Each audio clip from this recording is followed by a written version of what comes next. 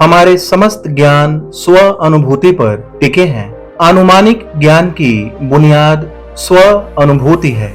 जिनको निश्चित विज्ञान कहते हैं, उनकी सत्यता सहज ही लोगों की समझ में आ जाती है, क्योंकि वे प्रत्येक व्यक्ति से कहते हैं, तुम स्वयं यह देख लो कि यह बात सत्य है अथवा नहीं, और तब उस पर विश्वास करो।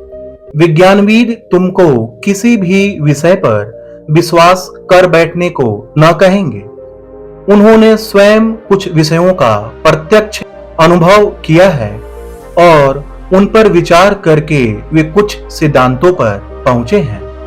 जब वे अपने उन सिद्धांतों पर हमसे विश्वास करने के लिए कहते हैं, तब वे जनसाधारण की अनुभूति पर उनके सत्य असत्य के निर्णय का भार छोड़ देते हैं।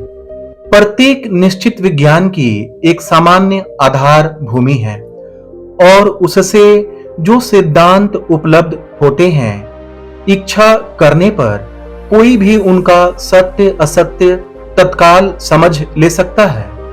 अब प्रश्न यह है, धर्म की ऐसी सामान्य आधार भूमि कोई है भी या नहीं? हमें इसका उत्तर देने के लिए हाँ और नहीं दोनों कहने होंगे। संसार में धर्म के संबंध में सर्वत्र ऐसी शिक्षा मिलती है कि धर्म केवल श्रद्धा और विश्वास पर स्थापित है, और अधिकांश स्थलों में तो भिन्न भिन्न मतों की समष्टि मान है। यही कारण है कि धर्मों के बीच केवल विवाद झगड़ा दिखाई देता है। ये मत फिर विश्वास पर स्थापित है। कोई कहते हैं कि बादलों के ऊपर एक महान पुरुष है, वे ही सारे संसार का पालन करते हैं, और वक्ता महोदय केवल अपनी बात के बल पर ही मुझसे इनमें विश्वास करने को कहते हैं।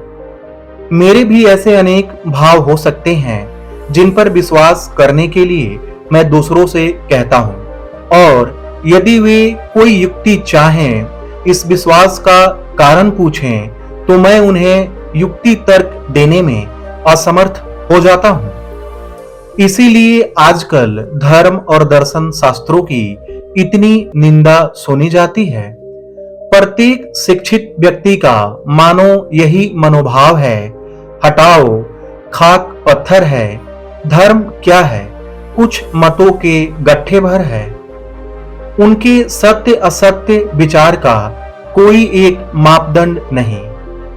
जिसके जी में जो आया बस वही बक गया। किंतु ये लोग चाहे जो कुछ सोचे, वास्तव में धर्म विश्वास की एक सार्वभौमिक भीति है।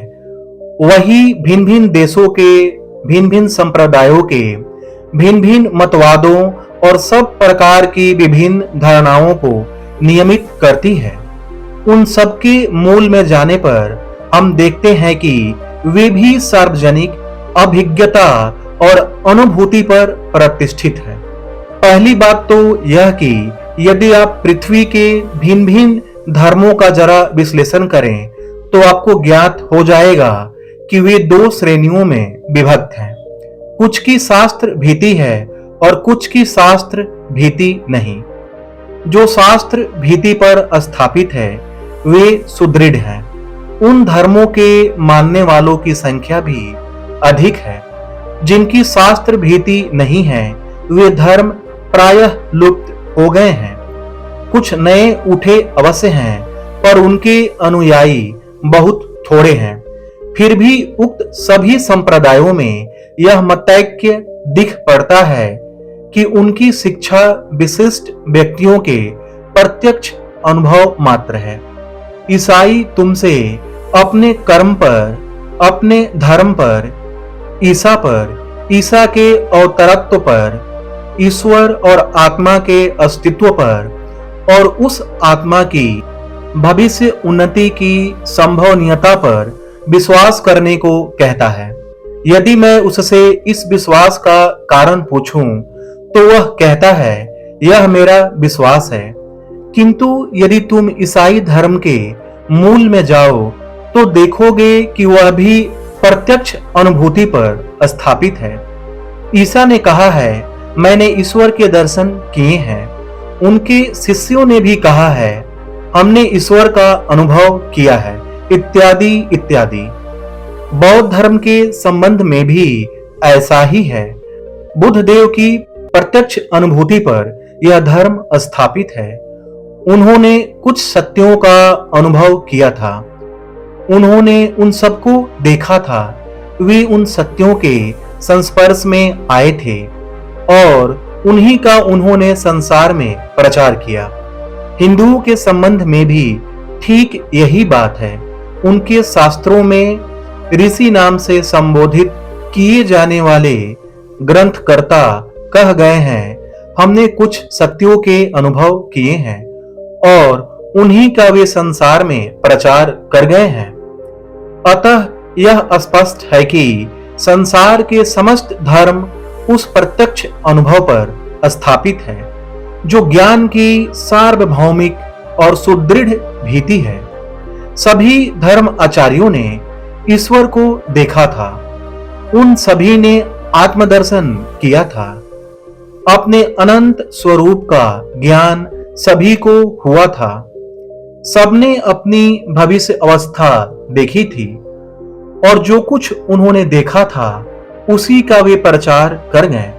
भेद इतना ही है कि इनमें से अधिकांश धर्मों में विशेषतः आजकल एक अद्भुत दावा हमारे सामने उपस्थित होता है और वह यह कि इस समय ये अनुभूतियां असंभव है। जो धर्म के प्रथम संस्थापक हैं, बाद में जिनके नाम से उन धर्म का परिवर्तन और प्रचलन हुआ, ऐसे केवल थोड़े व्यक्तियों के लिए ही ऐसा प्रत्यक्ष अनुभव संभव हुआ था। अब ऐसे अनुभव के लिए कोई रास्ता नहीं रहा। फलतः अब धर्म पर विश्वास भर कर लेना होगा। इस बात को मैं पूरी शक्ति से अस्वीकृत करता हूं।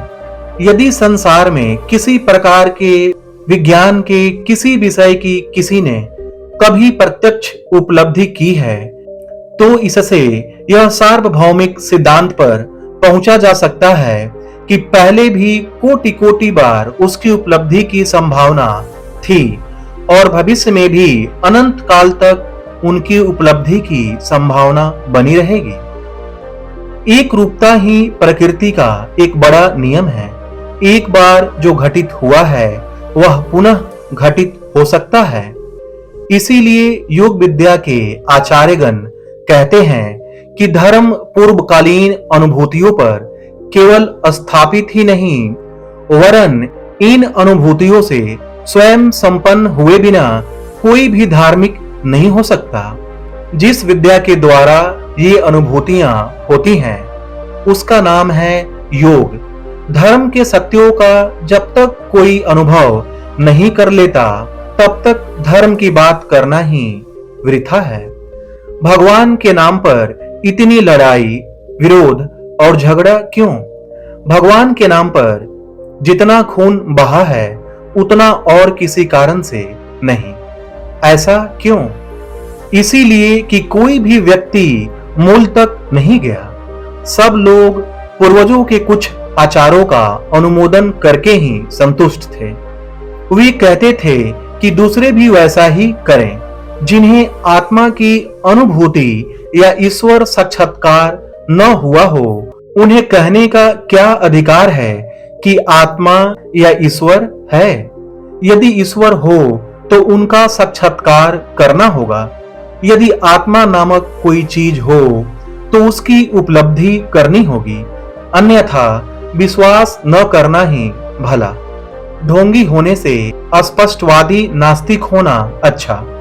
एक ओर आजकल के विद्वान कहने वाले मनुष्यों के मन का भाव यह है कि धर्म, दर्शन और परम पुरुष का अनुसंधान यह सब निष्फल है, और दूसरी ओर जो अर्ध शिक्षित हैं, उनका मनोभाव ऐसा जान पड़ता है कि धर्म, दर्शन आदि की वास्तव में कोई बुनियाद नहीं।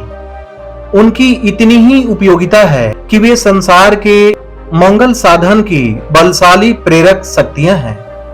यदि लोगों का ईश्वर की सत्ता में विश्वास रहेगा तो वे सत्य, नीतिपरायण और सौजन्यशाली नागरिक होंगे। जिनके ऐसे मनोभाव हैं, उनको इसके लिए दोष नहीं दिया जा सकता, क्योंकि वे धर्म के संबंध में जो शिक्षा पाते हैं वह केवल सार शून्य, अर्थहीन, अनंत शब्द समष्टि पर विश्वास मात्र है। उन लोगों से शब्दों पर विश्वास करके रहने के लिए कहा जाता है। क्या ऐसा कोई कभी कर सकता है? यदि मनुष्य द्वारा यह संभव होता तो मानव प्रकृति पर मेरा तिल मात्र श्रद्धा न रहती।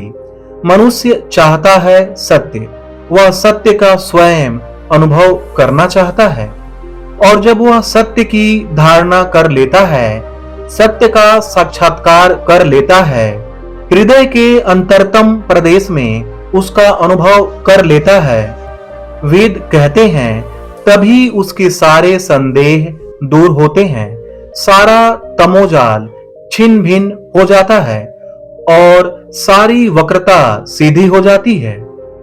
हे अमृत के पुत्रों, हे दिव्य मानव निवासियों, सुनो, मैंने अज्ञान अंधकार से आलोक में जाने का रास्ता पा लिया है।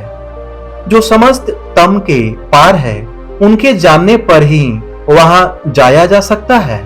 मुक्ति का और कोई दूसरा उपाय नहीं। इस सत्य को प्राप्त करने के लिए राजयोग विद्या मानव के समक्ष यथार्थ, व्यवहारिक और साधन उपयोगी वैज्ञानिक प्रणाली रखने का प्रस्ताव करती है। पहले तो प्रत्येक विद्या के अनुसंधान और साधन की प्रणाली पृथक पृथक है। यदि तुम ज्योतिषी होने की इच्छा करो और बैठे बैठे केवल ज्योतिष ज्योतिष कहकर चिल्लाते रहो, तो तुम कभी ज्योतिष शास्त्र के अधिकारी न हो सकोगे। रसायन शास्त्र के संबंध में भी ऐसा ही है। उसमें भी एक निर्दिष्ट प्रणाली का अनुसरण करना होगा। प्रयोगशाला में जाकर भिन्न भिन्न द्रव्य आदि लेने होंगे, उनको एकत्र करना होगा, उन्हें उचित अनुपात में मिलाना होगा, फिर उनको लेकर उनकी परीक्षा करनी होगी, तब कहीं तुम रसायनविद हो सकोगे। यदि तुम ज्योतिषी होना चाहते हो तो तुम्हें वेधशाला में जाकर दूरबीन की सहायता से ताराओं और ग्रहों का पर्यवेक्षण करके उनके विषय में आलोचना करनी होगी, तभी तुम ज्योतिषी हो सकोगे। प्रत्येक विद्या की अपनी एक निर्दिष्ट प्रणाली है। मैं तुम्हें सैकड़ों उपदेश दे सकता हूं, परंतु तुम यदि साधना न करो तो तुम कभी धार्मिक न हो सकोगे। सभी युगों में, सभी देशों में निष्काम युद्ध स्वभाव साधु महापुरुष इसी सत्य का प्रचार कर गए हैं। संसार का हित छोड़कर अन्य कामना उनमें नहीं थी। उन सभी लोगों ने कहा है कि इंद्रियां हमें जहां तक सत्य का अनुभव करा सकती है, हमने उससे उच्चतर सत्य प्राप्त कर लिया है, और वे उसकी परीक्षा के लिए तुम्हें बुलाते हैं। वे कहते हैं, तुम एक निर्दिष्ट साधन प्रणाली लेकर सरल भाव से साधना करते रहो, और यदि यह उच्चतर सत्य प्राप्त न हो तो फिर भले ही कह सकते हो कि इस उच्चतर सत्य के संबंध की बातें केवल कपोल कल्पित है। पर हां, इससे पहले इन उक्तियों की सत्यता को बिल्कुल अस्वीकृत कर देना किसी तरह युक्तिपूर्ण नहीं है। अतएव निर्दिष्ट साधन प्रणाली लेकर श्रद्धा पूर्वक साधना करना हमारे लिए आवश्यक है, और तब प्रकाश निश्चय ही आएगा। कोई ज्ञान प्राप्त करने के लिए हम साधारणीकरण की सहायता लेते हैं। इसके लिए घटनाओं का पर्यवेक्षण आवश्यक है। हम पहले घटनावली का पर्यवेक्षण करते हैं, फिर उनका साधारणीकरण करते हैं, और फिर उनसे अपने सिद्धांत का मतामत निकालते हैं। हम जब तक यह प्रत्यक्ष नहीं कर लेते कि हमारे मन के भीतर क्या हो रहा है और क्या नहीं, तब तक हम अपने मन के संबंध में, मनुष्य की आभ्यंतरिक प्रकृति के संबंध में, मनुष्य के विचार के संबंध में कुछ भी नहीं जान सकते। बाह्य जगत के व्यापारों का पर्यवेक्षण करना अपेक्षाकृत सहज है, क्योंकि उनके लिए हजारों यंत्र निर्मित हो चुके हैं। पर अंतर जगत के व्यापार को समझने में मदद करने वाला कोई भी यंत्र नहीं है। किंतु फिर भी हम यह निश्चय पूर्वक जानते हैं कि किसी विषय का यथार्थ ज्ञान प्राप्त करने के लिए पर्यवेक्षण आवश्यक है। उचित विश्लेषण के बिना विज्ञान निरर्थक और निष्फल होकर केवल भीतिहीन अनुमान में परिणत हो जाता है। इसी कारण उन थोड़े से मनस्तत्व अन्वेषियों को छोड़कर पर्यवेक्षण करने के उपाय जान लिए हैं। शेष सब लोग चिरकाल से केवल विचार ही करते आ रहे हैं। राजयोग विद्या पहले मनुष्य को उसकी अपनी आभ्यंतरिक अवस्थाओं के पर्यवेक्षण का रास्ता दिखा देती है। मन ही उस पर्यवेक्षण का यंत्र है। किसी विशिष्ट विषय को समझने की हमारी शक्ति का सही सही नियमन कर जब उसे अंतर जगत की ओर परिचालित किया जाता है, तभी वह मन के अंग प्रत्यंग का विश्लेषण कर सकती है, और तब उसके प्रकाश से हम यह सही सही समझ सकते हैं कि अपने मन के भीतर क्या घट रहा है। मन की शक्तियां इधर उधर बिखरी हुई प्रकाश की किरणों के समान हैं। जब उन्हें केंद्रीभूत किया जाता है, तब वे सब कुछ आलोकित कर देती है। यही ज्ञान का हमारा एकमात्र उपाय है। बाह्य जगत में हो अथवा अंतर जगत में, लोग इसी को काम में ला रहे हैं। पर वैज्ञानिक जिन सूक्ष्म पर्यवेक्षण शक्ति का प्रयोग बहिर्जगत में करता है, मनस्तत्वान्वेषी उसी का मन पर करते हैं। इसके लिए काफी अभ्यास आवश्यक है। बचपन से हमने केवल बाहरी वस्तुओं में मनोनिवेश करना सीखा है, अंतर जगत में मनोनिवेश करने की शिक्षा नहीं पाई। इसी कारण हम में से अधिकांश अंतर यंत्र की निरीक्षण शक्ति खो बैठे हैं। मन को अंतर्मुखी करना, उसकी बहिर्मुखी गति को रोकना, उसकी समस्त शक्तियों को केंद्रीभूत कर उस मन के ही ऊपर उनका प्रयोग करना, ताकि वह अपना स्वभाव समझ सके, अपने आप को विश्लेषण करके देख सके, एक अत्यंत कठिन कार्य है। पर इस विषय में वैज्ञानिक प्रथा के अनुसार अग्रसर होने के लिए वही तो एकमात्र उपाय है। इस तरह के ज्ञान की उपयोगिता क्या है?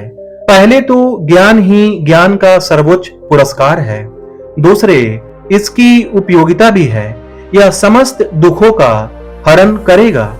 जब मनुष्य अपने मन का विश्लेषण करते करते ऐसी एक वस्तु के साक्षात दर्शन कर लेता है जिसका किसी काल में नाश नहीं, जो स्वरूपतः नित्यपूर्ण और नित्य शुद्ध है, तब उसको फिर दुख नहीं रह जाता। उसका सारा विवाद न जाने कहां गायब हो जाता है। भय और अपूर्ण वासना ही समस्त दुखों का मूल है। पूर्वोक्त अवस्था के प्राप्त होने पर मनुष्य समझ जाता है कि उसकी मृत्यु किसी काल में नहीं है। तब उसे फिर मृत्यु भय नहीं रह जाता। अपने को पूर्ण समझ सकने पर असार वासनाएं फिर नहीं रहती। पूर्वोक्त कारणबद्ध का अभाव हो जाने पर फिर कोई दुख नहीं रह जाता। उसकी जगह इसी देह में परमानंद की प्राप्ति हो जाती है। ज्ञान लाभ का एकमात्र उपाय है एकाग्रता। रसायन तत्वान्वेषी अपनी प्रयोगशाला में जाकर अपने मन की समस्त शक्तियों को केंद्रीभूत करके जिन वस्तुओं का वह विश्लेषण करता है, उन पर प्रयोग करता है, और इस प्रकार वह उनके रहस्य जान लेता है। ज्योतिषी अपने मन की समुदय शक्तियों का एकत्र करके दूरबीन के भीतर से आकाश में प्रक्षिप्त करता है, और बस त्यों ही सूर्य, चंद्र और ताराएं अपना अपना रहस्य उसके निकट खोल देती हैं। मैं जिस विषय पर बातचीत कर रहा हूँ, उस विषय में मैं जितना मनोनिवेश कर सकूंगा, उतना ही उस विषय का गूढ़ तत्व तुम लोगों के निकट प्रकट कर सकूंगा। तुम लोग मेरी बात सुन रहे हो, तुम लोग जितना इस विषय में मनोनिवेश करोगे, उतनी ही मेरी बात की स्पष्ट रूप से धारणा कर सकोगे। मन की शक्तियों को एकाग्र करने के सिवा अन्य किस तरह संसार में ये समस्त ज्ञान उपलब्ध हुए हैं? यदि प्रकृति के द्वार पर आघात करना मालूम हो गया, उस पर कैसे धक्का देना चाहिए यह ज्ञात हो गया, तो बस प्रकृति अपना सारा रहस्य खोल देती है। उस आघात की शक्ति और तीव्रता एकाग्रता से ही आती है। मानव मन की शक्ति की कोई सीमा नहीं। वह जितना ही एकाग्र होता है, उतनी ही उसकी शक्ति एक लक्ष्य पर आती है। बस यही रहस्य है। मन को बाहरी विषय पर स्थिर करना अपेक्षाकृत सहज है। मन स्वभावतः बहिर्मुखी है, किंतु धर्म, मनोविज्ञान अथवा दर्शन के विषय में ऐसा नहीं है। यहाँ तो ज्ञाता और ज्ञेय एक है। यहाँ प्रमेय एक अंदर की वस्तु है, मन ही यहाँ प्रमेय है। मनस तत्व का अन्वेषण करना ही यहाँ प्रयोजन है, और मन ही मनस तत्व के अन्वेषण करता है। हमें मालूम है कि मन की एक ऐसी शक्ति है जिससे वह अपने अंदर जो कुछ हो रहा है उसे देख सकता है। इसको अनपर्यवेक्षण शक्ति कह सकते हैं। मैं तुमसे बातचीत कर रहा हूं, फिर साथ ही मैं मानो एक और व्यक्ति होकर बाहर खड़ा हूं और जो कुछ कह रहा हूं वह जान सुन रहा हूं। तुम एक ही समय काम और चिंतन दोनों कर रहे हो, परंतु तुम्हारे मन का एक और अंश मानो बाहर खड़े होकर तुम जो कुछ चिंतन कर रहे हो उसे देख रहा है। मन की समस्त शक्तियों को एकत्रित करके मन पर ही उनका प्रयोग करना होगा। जैसे सूर्य की तीक्ष्ण किरणों के सामने घने अंधकारमय स्थान भी अपने गुप्त तथ्य खोल देते हैं, उसी तरह यह एकाग्र मन अपने सब अंतरतम रहस्य प्रकाशित कर देगा। तब हम विश्वास की सच्ची बुनियाद पर पहुंचेंगे। तभी हमको सही सही धर्म प्राप्ति होगी। तभी आत्मा है या नहीं, जीवन केवल इस सामान्य जीवित काल तक ही सीमित है अथवा अनंत काल व्यापी है, और संसार में कोई ईश्वर है या नहीं, यह सब हम स्वयं देख सकेंगे। सब कुछ हमारे ज्ञान चक्षुओं के सामने उद्घाटित हो उठेगा। राजयोग हमें यही शिक्षा देने के लिए अग्रसर करता है। इसमें जितने उपदेश हैं, उन सबका उद्देश्य प्रथमतः मन की एकाग्रता का साधन है। इसके बाद है उसके गंभीरतम प्रदेश में कितने प्रकार के भिन्न भिन्न कार्य हो रहे हैं, उनका ज्ञान प्राप्त करना, और तत्पश्चात उनसे साधारण सत्यों को निकालकर उनसे अपने एक सिद्धांत पर उपनिष्ठ होना। इसीलिए राजयोग की शिक्षा किसी धर्म विशेष पर आधारित नहीं है। तुम्हारा धर्म चाहे जो हो, तुम चाहे आस्तिक हो या नास्तिक, यहूदी हो या बौद्ध या ईसाई, इससे कुछ बनता बिगड़ता नहीं। तुम मनुष्य हो, बस यही पर्याप्त है। प्रत्येक मनुष्य में धर्म तत्वों का अनुसंधान करने की शक्ति है, उसे उसका अधिकार है।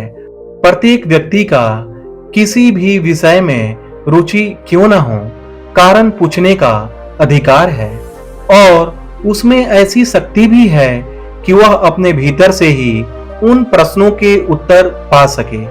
पर हाँ, उसे इसके लिए कुछ कष्ट उठाना पड़ेगा। अब तक हमने देखा, एक राजयोग की साधना में किसी प्रकार के विश्वास की आवश्यकता नहीं। जब तक कोई बात स्वयं प्रत्यक्ष न कर सको तब तक उस पर विश्वास न करो। राजयोग यही शिक्षा देता है। सत्य को प्रतिष्ठित करने के लिए अन्य किसी सहायता की आवश्यकता नहीं। क्या तुम कहना चाहते हो कि जागृत अवस्था की सत्यता के प्रमाण के लिए स्वप्न अथवा कल्पना की सहायता की जरूरत है? नहीं, कभी नहीं।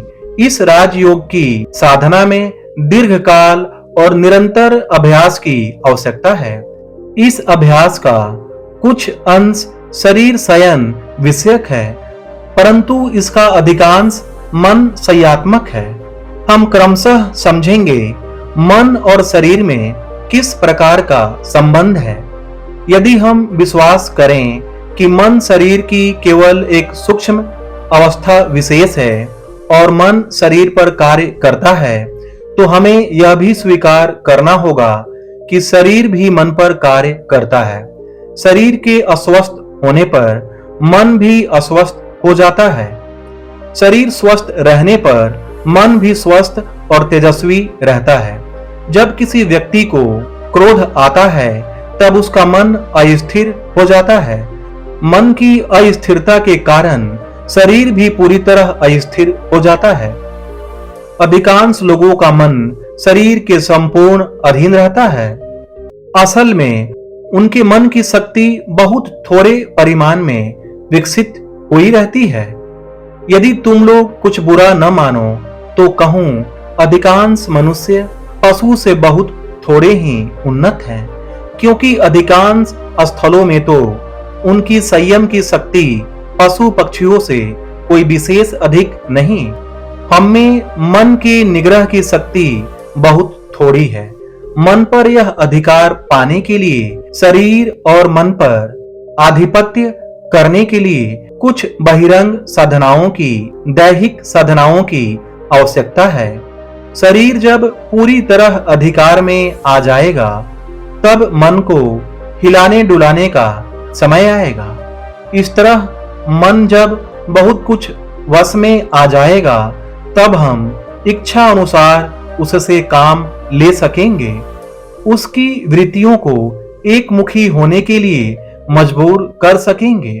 यह संपूर्ण बहिर्जगत, अंतर्जगत या सूक्ष्म जगत का स्थूल विकास मात्र है। सभी स्थलों में सूक्ष्म को कारण और स्थूल को कार्य समझना होगा। इस नियम से बहिर्जगत कार्य है और अंतर्जगत कारण। इसी हिसाब से स्थूल जगत की परिदृश्यमान शक्तियां आभ्यंतरिक सूक्ष्मतर शक्तियों का स्थूल भाग मात्र है। जिन्होंने इन आभ्यंतरिक शक्तियों का आविष्कार करके उन्हें इच्छा अनुसार चलाना सीख लिया है, वे संपूर्ण प्रकृति को बस में कर सकते हैं। संपूर्ण जगत को वशीभूत करना और सारी प्रकृति पर अधिकार हासिल करना, इस वृहत कार्य को योगी अपना कर्तव्य समझते हैं। वे एक ऐसी अवस्था में जाना चाहते हैं जिन्हें प्रकृति के नियम कहते हैं। वे उन पर कोई प्रभाव नहीं डाल सकते। जिस अवस्था में वे उन सबको पार कर जाते हैं तब वे आभ्यंतरिक और बाह्य समस्त प्रकृति पर प्रभुत्व प्राप्त कर लेते हैं। मनुष्य जाति की उन्नति और सभ्यता इस प्रकृति को वशीभूत करने की शक्ति पर निर्भर है। इस प्रकृति को वशीभूत करने के लिए भिन्न भिन्न जातियां भिन्न भिन्न प्रणालियों का सहारा लेती है। जैसे एक ही समाज के भीतर कुछ व्यक्ति बाह्य प्रकृति को और कुछ अंतर प्रकृति को वशीभूत करने की चेष्टा करते हैं, वैसे ही भिन्न भिन्न जातियों में कोई कोई जातियां बाह्य प्रकृति को तो कोई कोई अंतः प्रकृति को वशीभूत करने का प्रयत्न करती है। किसी के मत से अंतर प्रकृति को वशीभूत करने पर सब कुछ वशीभूत हो जाता है। फिर दूसरों के मत से बाह्य प्रकृति को वशीभूत करने पर सब कुछ वश में आ जाता है। इन दो सिद्धांतों के चरम भावों को देखने पर यह प्रतीत होता है कि दोनों ही सिद्धांत सही है, क्योंकि यथार्थता प्रकृति में बाह्य और अभ्यंतर जैसा कोई भेद नहीं, यह केवल एक काल्पनिक विभाग है। ऐसे विभाग का कोई अस्तित्व ही नहीं और यह कभी था भी नहीं। बहिर्वादी और अंतर्वादी जब अपने अपने ज्ञान की चरम सीमा प्राप्त कर लेंगे, तब दोनों अवश्य एक ही स्थान पर पहुंच जाएंगे। जैसे बहिर्विज्ञानवादी जब अपने ज्ञान को चरम सीमा पर ले जाएंगे, तो अंत में उन्हें दार्शनिक होना होगा। उसी प्रकार दार्शनिक भी देखेंगे कि वे मन और भूत के नाम से जो दो भेद कर रहे थे, वह वास्तव में कल्पना मात्र है। वह एक दिन बिल्कुल विलीन हो जाएगी, जिससे यह वहम उत्पन्न हुआ है जो एक पदार्थ बहुरूपी में प्रकाशित हुआ है। उसका निर्णय करना ही समस्त विज्ञान का मुख्य उद्देश्य और लक्ष्य है। राजयोगी कहते हैं, हम पहले अंतर जगत का ज्ञान प्राप्त करेंगे, फिर उसी के द्वारा बाह्य और अंतर उभय प्रकृति को वशीभूत कर लेंगे। प्राचीन काल से ही लोग इसके लिए प्रयत्नशील रहे हैं। भारतवर्ष में इसकी विशेष चेष्टा होती रही है, परंतु दूसरी जातियों ने भी इस ओर कुछ प्रयत्न किए हैं। पाश्चात्य देशों में लोग इसको रहस्य या गुप्त विद्या सोचते थे। जो लोग इसका अभ्यास करने जाते थे, उन पर अघोरी, डायन, ऐन्द्रजालिक आदि अपवाद लगाकर उन्हें जला दिया अथवा मार डाला जाता था।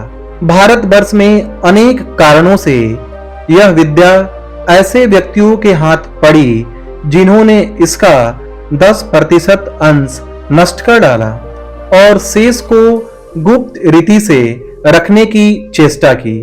आजकल पश्चिमी देशों में भारतवर्ष के गुरुओं की अपेक्षा निकृष्टतर अनेक गुरु नामधारी व्यक्ति दिखाई पड़ते हैं। भारतवर्ष के गुरु फिर भी कुछ जानते थे, पर ये आधुनिक गुरु तो कुछ भी नहीं जानते। इन सारी योग प्रणालियों में जो कुछ गुह्य या रहस्यात्मक है, सब छोड़ देना पड़ेगा। जिससे बल मिलता है उसी का अनुसरण करना चाहिए। अन्य अन्य विषयों में जैसा है, धर्म में भी ठीक वैसा ही है। जो तुमको दुर्बल बनाता है वह समूल त्याज्य है। रहस्य स्पृहा मानव मस्तिष्क को दुर्बल कर देती है। इसके कारण ही आज योग शास्त्र नष्ट सा हो गया है, किंतु वास्तव में यह एक महाविज्ञान है। 4000 वर्ष से भी पहले यह आविष्कृत हुआ था। तब से भारतवर्ष में यह प्रणालीबद्ध होकर वर्णित और प्रचारित होता रहा है। यह एक आश्चर्यजनक बात है कि व्याख्याकार जितना आधुनिक हैं, उसका भ्रम भी उतना ही अधिक है, और लेखक जितना प्राचीन है, उसने उतनी ही अधिक युक्ति युक्त बात कही है। आधुनिक लेखकों में ऐसे अनेक हैं जो नाना प्रकार की रहस्यात्मक और अद्भुत अद्भुत बातें कहा करते हैं। इस प्रकार जिनके हाथ यह शास्त्र पड़ा, उन्होंने समस्त शक्तियां अपने अधिकार में कर रखने की इच्छा से इसको महागोपनीय और आश्चर्यजनक बना डाला और युक्ति रूप प्रभाकर का पूर्ण आलोक इस पर न पड़ने दिया। मैं पहले ही कह देना चाहता हूं कि मैं जो कुछ प्रचार कर रहा हूं, उसमें गुह्य नाम की कोई चीज नहीं है। मैं जो कुछ थोड़ा सा जानता हूं, वही तुमसे कहूंगा। जहां तक यह युक्ति से समझाया जा सकता है, वहां तक समझाने की कोशिश करूंगा, परंतु मैं जो नहीं समझ सकता उसके बारे में कह दूंगा। शास्त्र का यह कथन है, अंधविश्वास करना अन्याय है। अपनी विचार शक्ति और युक्ति काम में लानी होगी। यह प्रत्यक्ष करके देखना होगा कि शास्त्र में जो कुछ लिखा है यह सत्य है या नहीं। जड़ विज्ञान तुम जिस ढंग से सीखते हो ठीक उसी प्रणाली से यह धर्म विज्ञान भी सीखना होगा। इसमें गुप्त रखने की कोई बात नहीं, किसी विपत्ति की भी आशंका नहीं। इसमें जहां तक सत्य है उसका सबके समक्ष राजपथ पर प्रकट रूप से प्रचार करना आवश्यक है। यह सब किसी प्रकार छिपा रखने की चेष्टा करने से अनेक प्रकार की विपत्तियां उत्पन्न होती हैं। कुछ और अधिक कहने के पहले मैं सांख्य दर्शन के संबंध में कुछ कहूंगा। इस सांख्य दर्शन पर राजयोग विद्या स्थापित है।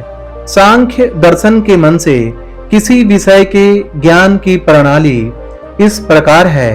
प्रथमतः विषय के साथ चक्षु आदि बाह्य कारणों का संयोग होता है।